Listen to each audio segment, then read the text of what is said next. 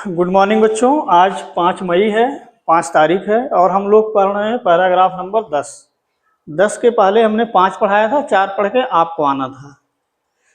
तो इस तरह से फिर हम दोबारा पढ़ा रहे हैं उसी चैप्टर को, ताकि इसमें कोई पैराग्राफ बचे ना। तो इस पैराग्राफ में कुछ शब्द आए हैं। आश्चर्य, आश्चर्य माने होता है अचंभा होना। खगोलीय पिंड क्या है? जैसे दिन में सूर्य का प्रकाश बहुत तेज है, हमको कुछ दिखाई नहीं पड़ता है। आकाश में अगर हम ऊपर देखें तो हमको कुछ दिखाई पड़ता है। तो जब सूर्य डूब जाता है, यानी सूर्य का प्रकाश नहीं होता है, रात में हमें चंद्रमा दिखाई देता है, बहुत सारे तारे दिखाई देते हैं। तो जब जब सूर्य का प्रकाश ना हो तो आकाश में जो चीज हमें दिखाई दे उसी को खगोलीय पिंड कहते हैं। उत्सर्जित माने होता है उत्पन्न होना। जैसे सूर्य से क्या सूर्य उत्सर्जित कर रहा है, ऊष्मा और प्रकाश दोनों उत्सर्जित कर रहा है। ठीक। एक शब्द आया इसमें धुति, धुति माने चमक, धुति माने चमक। तो ये कुछ शब्द थे। अब हम लोग पैराग्राफ नंबर 10 को पढ़ेंगे और उसमें आंसर देंगे। चलिए।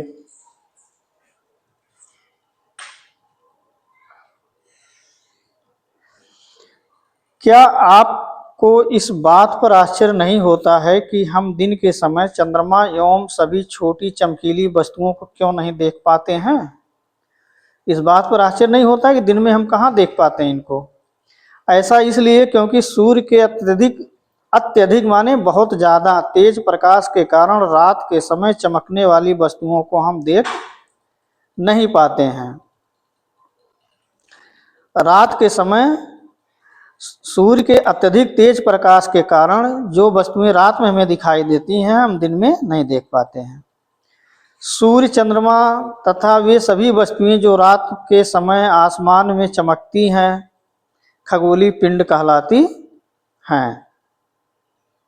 तो सूर्य तो रात में दिखाई नहीं पड़ता, लेकिन दिन में दिखाई पड़ता है। तो लेकिन ये भी खगोलीय पिंड है, यानी सूर्य, चंद्रमा तथा वे सभी वस्तुएं जो रात के समय आसमान में चमकती हूँ, खगोलीय पिंड कहलाती है। कुछ खगोलीय पिंड बड़े आकार वाले तथा कुछ गर्म होते हैं। ये गैसों से बने होते हैं। तो कुछ खगोलीय पिंड क्या है? बड़े आकार के होते हैं, गर्म होते हैं। किसके बने होते हैं? गैसों के।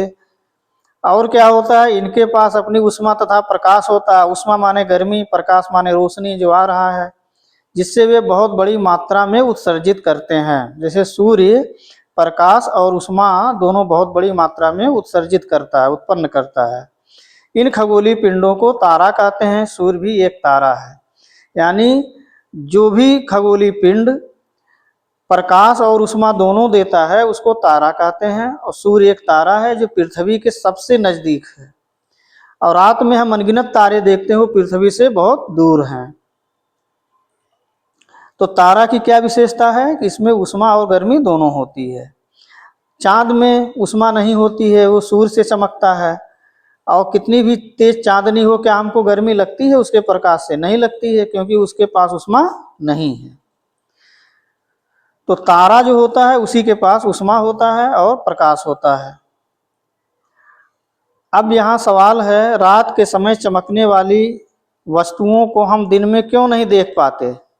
सूर्य के धीमे प्रकाश के कारण? गलत है। सूर्य के अत्यधिक तेज प्रकाश के कारण? तो आंसर ये हमारा सही है। सूर्य के अत्यधिक तेज प्रकाश के कारण रात के समय चमकने वाली वस्तुओं को हम दिन में नहीं देख पाते हैं। रात के समय आसमान में चमकने वाली सभी वस्तुएं क्या कहलाती हैं? तो सभी वस्तुएं खगोलीय पिंड कहलाएंगी। गैस, चंद्रमा, ध्रुव ये सब गलत है। रात के समय आसमान में चमकने वाली सभी वस्तुएं खगोलीय पिंड कहलाएंगी। कुछ खगोलीय पिंड किनसे बने होते हैं? तो कुछ खगोलीय पिंड गैसों से बने होते हैं। देखो यहाँ है, कुछ खगोलीय पिंड बड़े आकार तथा गर्म होते हैं, ये गैसों से बने होते हैं। तो प्रश्न क्या दिया है कि कुछ खगोलीय पिंड किनसे बने होते हैं? तो सही आंसर है गैसों से बने होंगे, यानी ये आंसर सही है। ऊष्मा तथा प्रकाश उत्सर्जित करने वाले खगोलीय पिंडों को क्या कहते हैं? तो जो ऊष्मा और प्रकाश उत्पन्न करे उसको तारा कहते हैं। तो हमारा राइट आंसर डी है। चमकीला शब्द का विलोम शब्द क्या होगा? चमकीला का मतलब होता है जो चमके, तो उसका विलोम शब्द धुंधला होगा। कम चमकीला ये नहीं होगा, उत्सर्जित ये भी नहीं होगा, धुत माने चमक होती है, तो इसका सही आंसर क्या होगा? धुंधला होगा। तो इस तरह से बेटा ये पैराग्राफ नंबर हमारा 10 पूरा हो गया, और आप इसके आगे पढ़ के आओगे।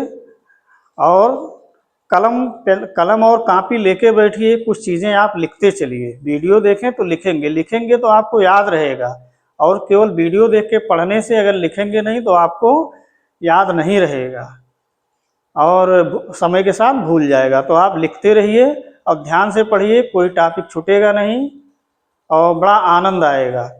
और जहाँ भी दिक्कत हो तो हमारा व्हाट्सएप नंबर है, जो आपको समझ में ना आए आप इस पे व्हाट्सएप कर दें, हम अगली क्लास में बता देंगे।